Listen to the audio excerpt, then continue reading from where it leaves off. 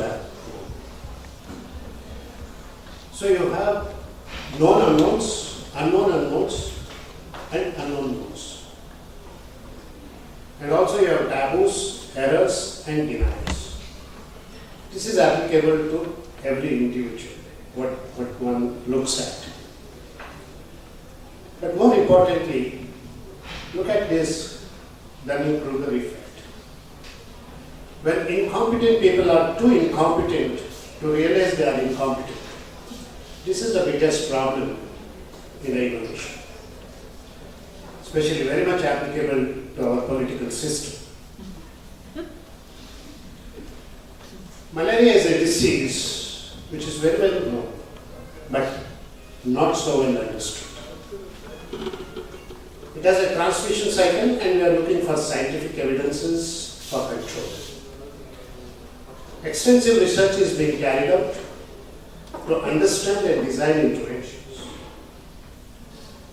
So it's a well-known fact that human behavior is very, very important. Malaria is a dual host disease, and very simple measures can prevent spread of the disease. There are actions required at multiple levels, and multiple people are involved. Look at the global scenario. There is a decreasing malaria trend over the decades, but incidence still remains high, more so in the African countries.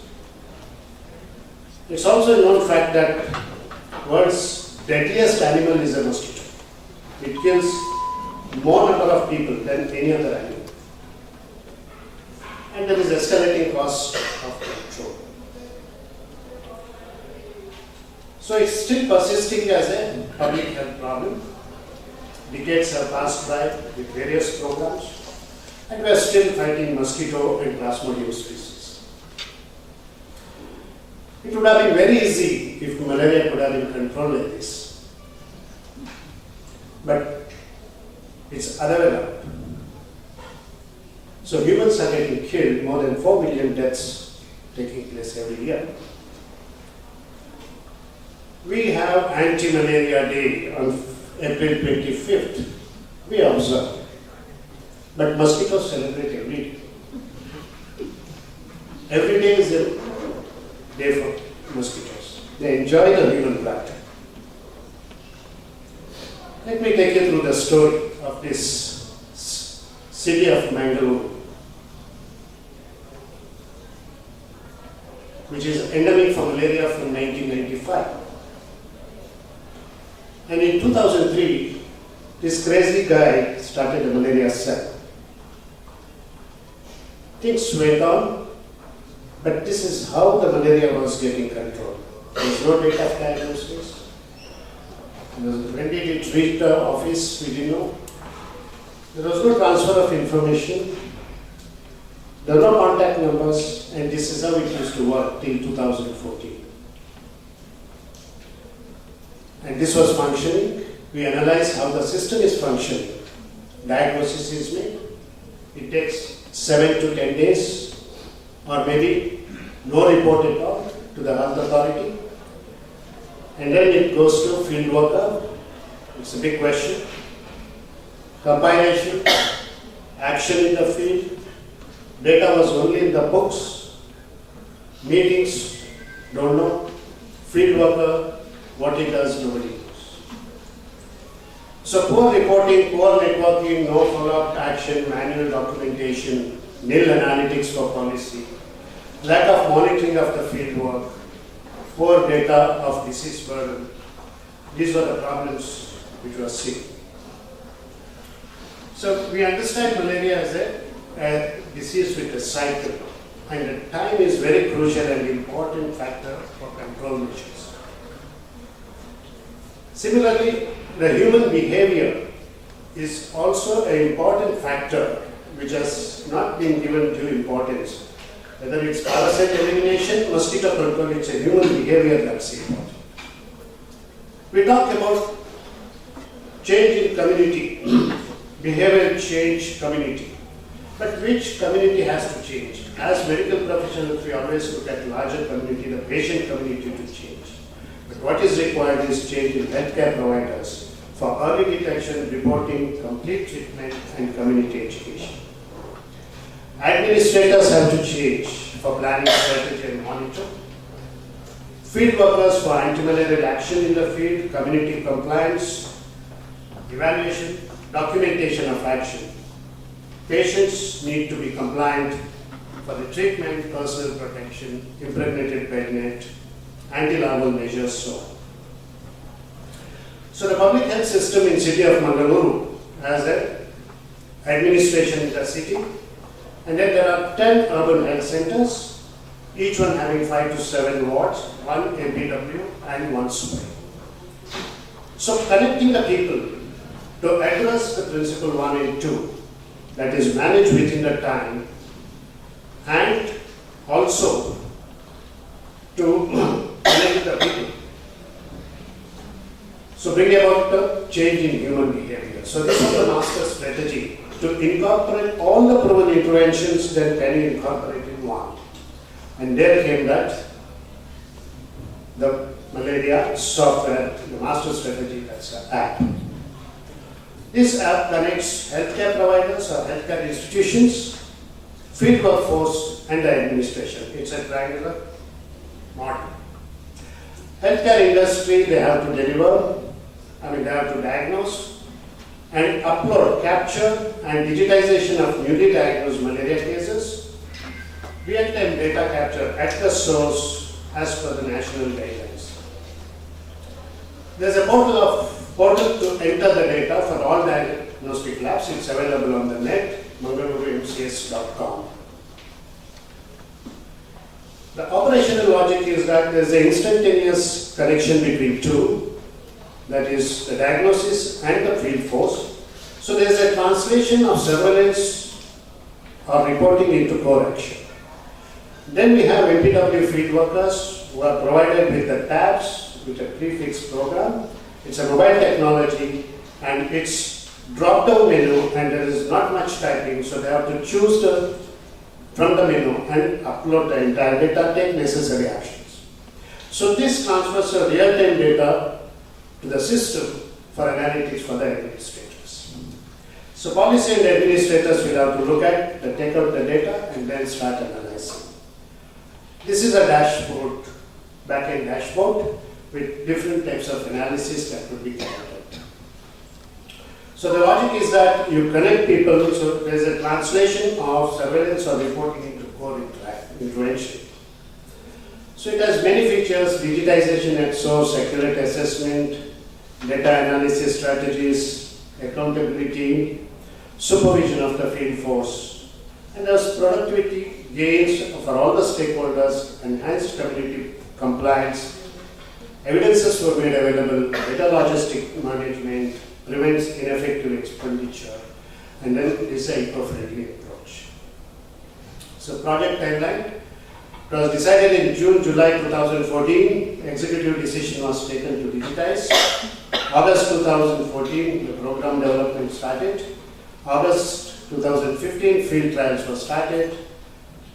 By October 2015, the entire city was covered, and after 2 years, now it is governed by the city corporation. The specific tasks that are carried out are contact smears, RSI clearance, on visit for breeding, and then after visit you can see the effects. This is how the MPWs work with this app. So what's the impact? Surveillance reporting, 80% of cases started getting reported both from private and public health sector. All demographic data was available, digitized at the point of diagnosis. Did it have an impact?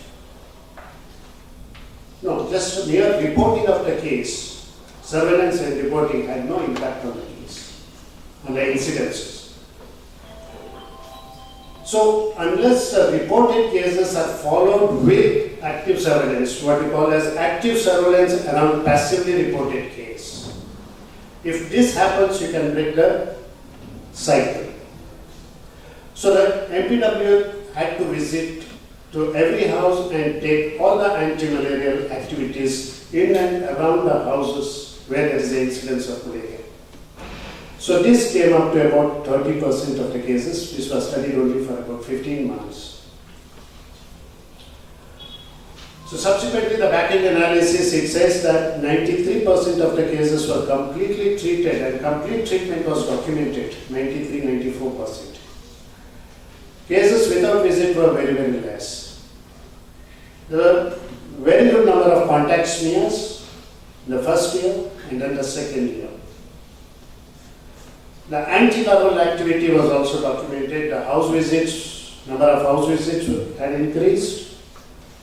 Different houses, residential, commercial, construction houses. Let me look at what is the impact of translation of this core intervention using the app.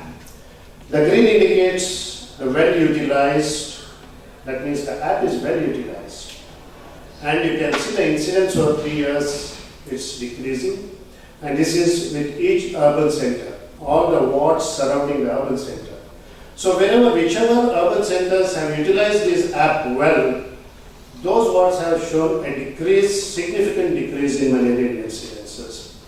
Those where it is not utilized, they have remained the same or increased. And this indicates how the contact smear in and around the houses of malaria reported cases have been carried out. So let's look at what's the impact of complete closure. There is a significant geospatial relationship. Those wards where closure was prompt showed a significant decrease. Similarly, there was a temporal relationship. We analyzed it month by month. In those months where the prompt closure was there, the incidence dropped down. The incidence definitely does increase when there is an open source. And trends in malaria in the 5 wards shows significant reduction over 3 years, ward after ward. In about 48 wards out of 60, there was decrease in incidence of malaria. And the malarial indices, this is pre-digitization. And the year of digitization, this is first year after digitization, and this is second year after digitization. Annual blood examination rate increased from 13 to 32. The annual parasitic incidence dropped from 18 to 10. Slight positivity rate decreased from 11.5 to 3.6. Slight falciparum rate decreased from 0.92 to 0.49. And as a result, there was a 35% decrease in the incidence of malaria in 2 years' time. The national average is 5% decrease per year. This is 35% in 2 years. Notice time which we did not measure are timing towards diagnosis and reporting. Reporting and the first visit, the time interval. Diagnosis and closure, depending on the species, we did not measure. To summarize, reporting and early reporting surveillance improved after the app was introduced from all the sources. Field action improved and was documented. First visit, anti-mosquito activity, IEC, second visit for reinforcement, parasite clearance, management of construction and water bodies. Data collection and harvesting improved. Malarial indices improved. And the malarial incidence decreased. With 80% reporting in 72 hours, 30% of cases visited within 72 hours, 20% closure within 14 days, prompt closure, we could achieve 43% reduction in the first year and 35% cumulative reduction in 2 years. So to conclude, the app resulted in conversion of passive surveillance into core intervention and a significant reduction in malaria. Today, the WHO says that translation of reporting of a case to core intervention is an important global technology that is required. Technology can be utilized for better program management. Monitoring micro-implementation is possible. Anti-malarial activities can be well managed in a desired time frame. With the learnings in the last 2 years, a proposed advanced version would have reminder system for action, analytics and trend output, performance of data output, predictive models, incorporate other mosquito-borne diseases, entomological features, drug usage, and resistance mapping. I'm not inviting you for this conference, but so we'll be going to Ireland next week to present the data.